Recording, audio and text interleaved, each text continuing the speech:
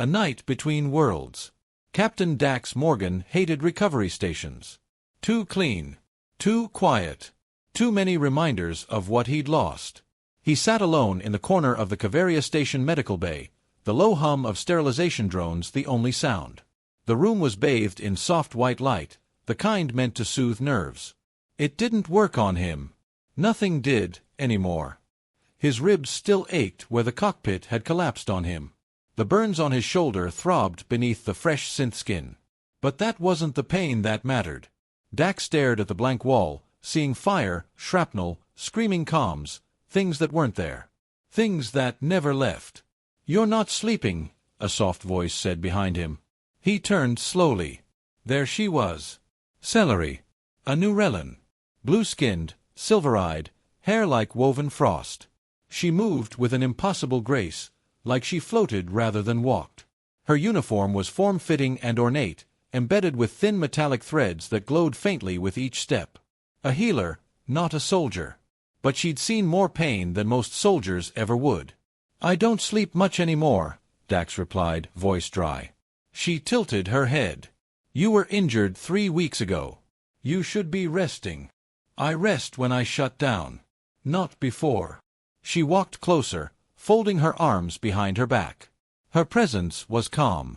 Centered. But something flickered in her eyes tonight. Something different. "Why are you here, Celery?" he asked. "Nurellans don't do night rounds unless something's wrong." A pause. "I felt something," she said. "From you." He smirked bitterly. "Yeah. Guilt, maybe. That one's always broadcasting." "No," she said gently. "Loneliness." That caught him off guard. He looked away. The silence stretched between them like a bridge waiting to collapse. "I'm not here to fix you," she added. "But sometimes, being beside someone is enough." He didn't know what made him say it. Maybe the quiet. Maybe the weight of so many nights with no one. Maybe the way she looked at him, not as a soldier, not as broken, but as if he were still human. "I don't want anything complicated," he said. "Not some interspecies romance. Not some cultural experiment." Celery blinked slowly. "What do you want?" He hesitated. Then, "One night. Just one. Of not feeling alone." A long silence. She studied him, expression unreadable. Then, softly, "Agreed." No smile. No dramatic nod. Just quiet truth. The room was dim now, lights reduced to a faint amber glow. Dax lay on the medbed, shirt discarded, chest wrapped in healing mesh. Celery sat beside him, legs crossed beneath her, her palm resting lightly on his. She had never touched him before. Her skin was cool, almost luminescent under the light. She smelled like wind over snow, like fresh rain on metal. "You feel everything, don't you?" he asked quietly. She nodded. "We Nurellans were bred to sense emotional flux. Pain. Disconnection. It helps us heal." "Does it hurt?" he asked. She considered. "When the emotions are deep, yes." "And mine." Her eyes met his. "They are a storm. But I do not fear storms." He closed his eyes. For the first time in months, the silence wasn't oppressive. It was restful. Weightless. She didn't try to touch him beyond the hand. She didn't ask questions. She didn't run. And when he finally whispered, "Stay," she did. Sometime before dawn cycle, he stirred.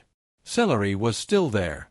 Eyes closed, body still, yet connected to him in a way he couldn't explain. Not physical. Not romantic. Something more primal. Deeper. She opened her eyes slowly, meeting his. "You should sleep more often," she said softly. He exhaled a dry laugh. "I might if I knew you'd be here." She hesitated, then stood. "Just this once." That was the agreement. Dax nodded. And yet, as she turned to go, something twisted in his chest. A feeling he thought he'd buried. "Celery." She paused. "I meant it." "Thank you." She nodded, silent. And then she was gone, ghost-like through the door, leaving only the warmth of her touch behind. He lay back down, staring at the ceiling. One night. That's all he asked for. What he didn't know, what neither of them knew yet, was that their minds had already begun to sink in ways that couldn't be undone. The bond had already started. The afterlight. Celery stood motionless beneath the low lighting of her personal chamber, staring into the mirror pane with wide, unblinking eyes. Something was wrong. No, different. Since that night with the human, Dax Morgan, she'd felt it. A subtle resonance in her chest. Emotions that were not hers. Flickers of memory, his memory, surfacing without invitation. Explosions. Laughter. A child's voice echoing in a metal hallway. Fire. Loneliness. Nurellans were trained to remain neutral. To observe pain without absorbing it. Empaths by genetics, controlled by discipline. But now, she placed a hand on her sternum. Beneath her skin, the glow of her core, normally a gentle blue, pulsed erratically. Gold. Her heart cycle skipped. Gold was not natural. Gold meant fusion. Gold meant life bond. No, she whispered aloud. That isn't possible. A life bond only formed through conscious fusion, a ceremonial joining of minds and emotion. It had not happened in over a century, especially not between species. Not without intention. And yet, as her pulse slowed, she felt it again, his presence. Not a voice. Not words. A sensation. Heavy. Wounded. Human. She collapsed into her chair, trembling. Across the system, aboard the long-range patrol ship Vigilant Sun, Dax Morgan sat up with a start. His bunk was soaked with sweat, his heart hammering in his chest. He stared at his shaking hands. It wasn't a dream. He'd seen her room. Her face in the mirror. Felt her confusion, her panic. It had happened again. The second time this week. Computer, he rasped. When was my last direct contact with Celery of Kavaria Station? 12 days ago, Captain Morgan. He cursed under his breath. He hadn't spoken to her, hadn't reached out. Hadn't dared to. It was supposed to be one night. One moment of solace. But now he couldn't get her out of his mind, and worse, she was inside it. Back on Kavaria Station, Celery stood before the Nurellan Medical Assembly, flanked by 2 elder medics and 1 military representative. All watched her with unreadable expressions. This is not a bond we condone, said the eldest, High Healer Voran. Human minds are chaotic, prone to imbalance. The life bond was not designed to endure such emotional entropy. Celery kept her posture straight. It was not intentional. I did not call the bond into being. That may be, the elder replied coldly, but it has formed nonetheless. And if it cannot be undone? She asked. The question lingered. There are procedures, said the military advisor. They are not without risk. We can sever it, cleanly. Celery hesitated.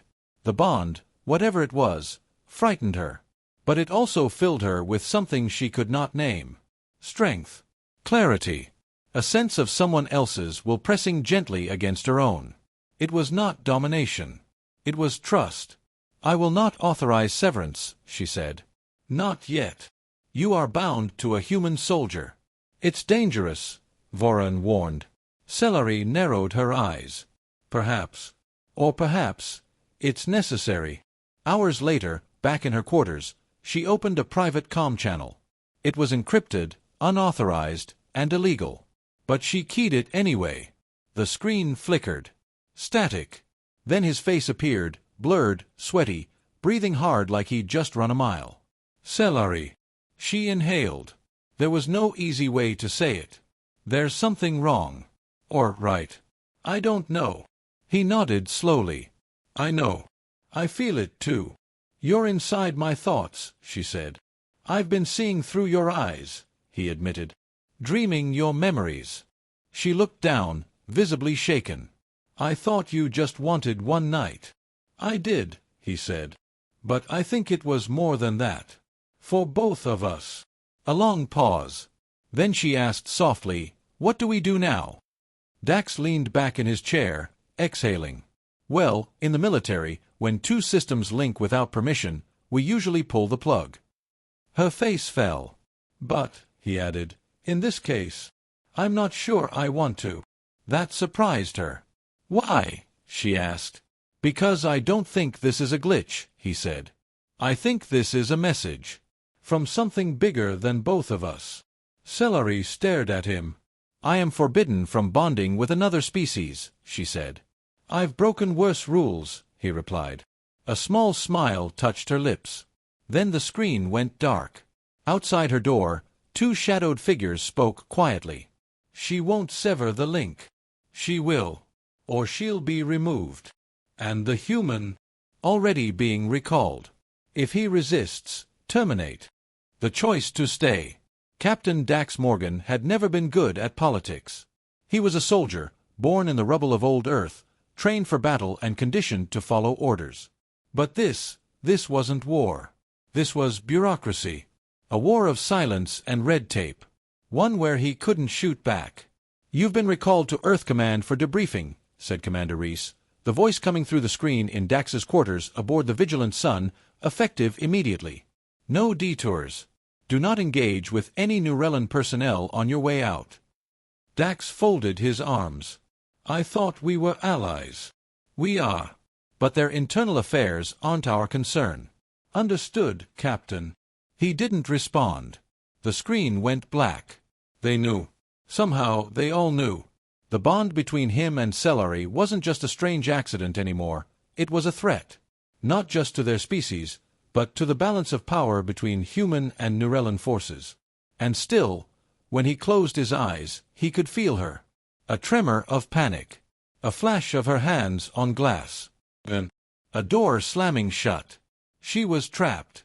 Celery sat on the floor of her chamber, knees drawn to her chest, the shimmering white of her hair spilling over her arms. She hadn't spoken in hours. They had locked her inside. Not with bars. Not with chains. With permission codes and sealed airlocks. Officially, she was under emotional containment. Unofficially, she was a liability. The bond was changing her. Rapidly. Nurellan biochemistry wasn't meant to integrate with human neural patterns. Their minds burned hotter, more chaotically.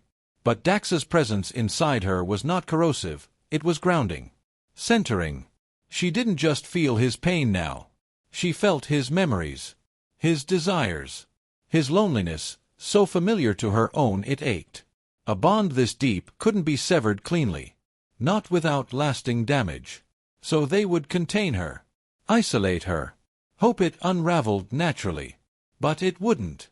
Because he wasn't giving up. She could feel it, his defiance like a thunderclap in her chest. And then, just like that, she heard him, not through comms. "Celery. I'm coming." Dax jetted from the Vigilant Sun on an unauthorized drop pod, barely clearing the hangar before security scrambled. He didn't care. He was halfway to Kavaria Station in under 10 minutes, speeding toward low orbit through a black sky strewn with stars. If they shot him down, so be it. He wouldn't leave her behind. The bond had become more than sensation now. It was communication. A shared current between their minds. He could feel her fear, and she could feel his resolve. She was no longer just a healer from an alien world. She was part of him. Kavaria's security systems flared the moment his pod breached perimeter space.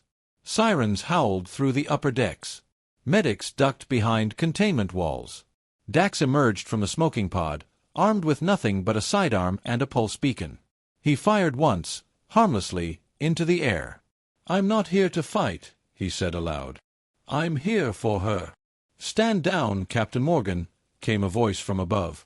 "You are in violation of interspecies protocols." "You want to shoot me," he growled. "Do it. But I'm not leaving without her." A moment of hesitation. Then footsteps. And there she was. Celery stood at the end of the corridor, flanked by 2 Nurellan guards. Her eyes were glowing now, not just from within, but with radiant gold strands pulsing across her skin. Her body was changing, becoming something new.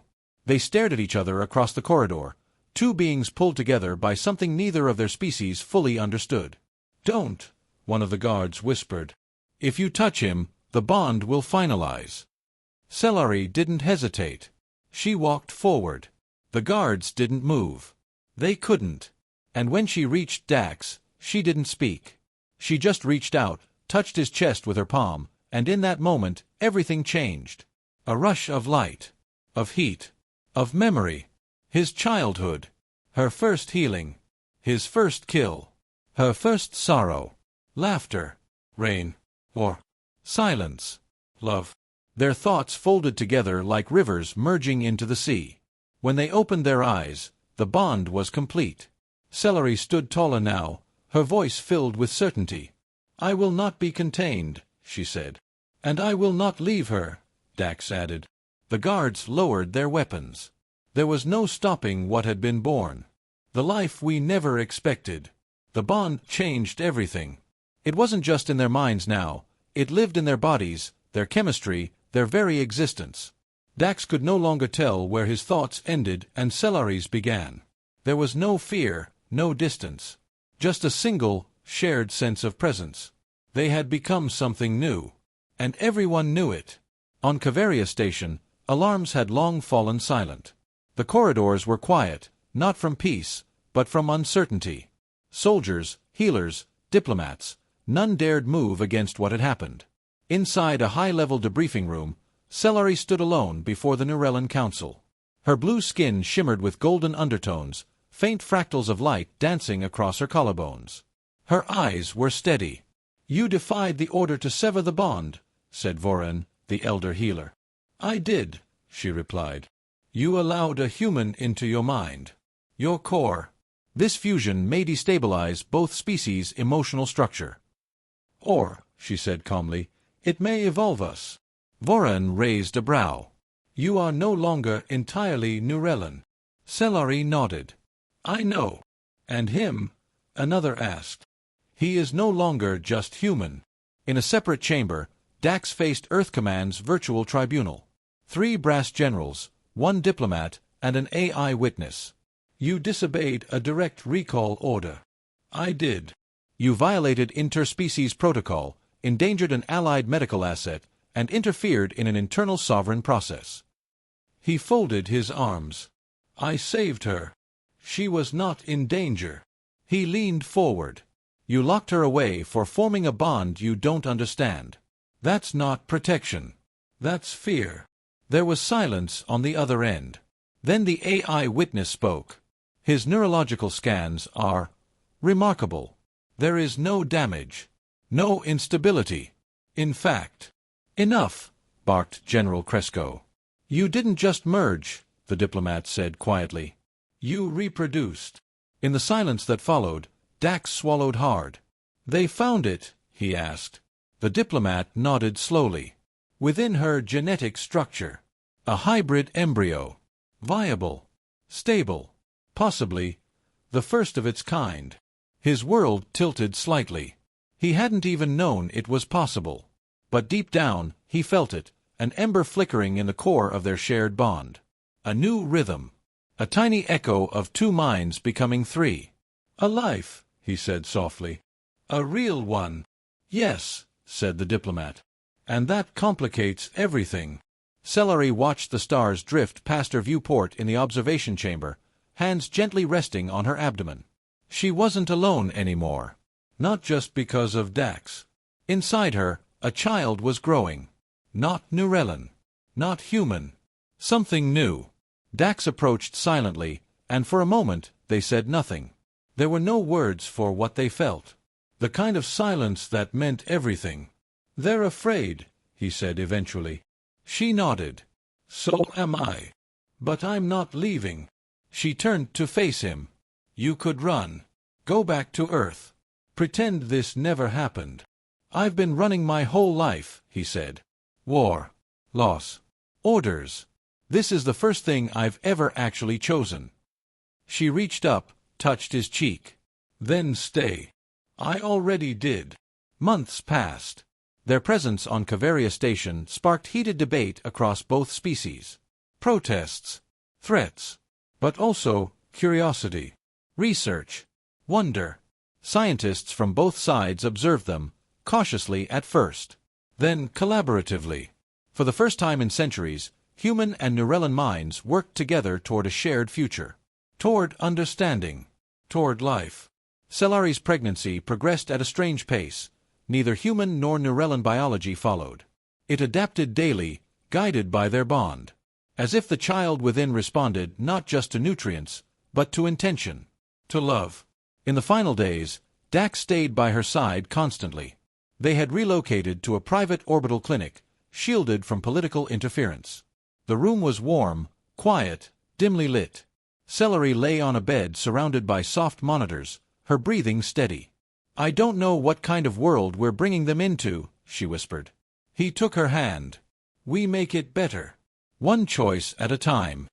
She smiled faintly. "You think they'll have your stubbornness?" "I hope so," he grinned. "Then we're doomed." The birth was not like any known to either species. There was no pain, no violence, only a brilliant pulse of golden light as their minds merged one final time, wrapping around a third presence. Small, fragile, curious, alive. In the quiet that followed, Cellari held the child to her chest. Its skin was a soft cobalt blue, tinged with the faintest pink. Its eyes glowed, not with fear, but recognition. It looked from her to Dax and blinked. The first hybrid. A living bridge between worlds. And somehow it smiled. Outside, the stars kept drifting. But something had changed. Not in the laws. Not in the treaties. In the hearts of two civilizations. They had seen what was possible. Not conquest. Not survival. But connection. End of Book 1.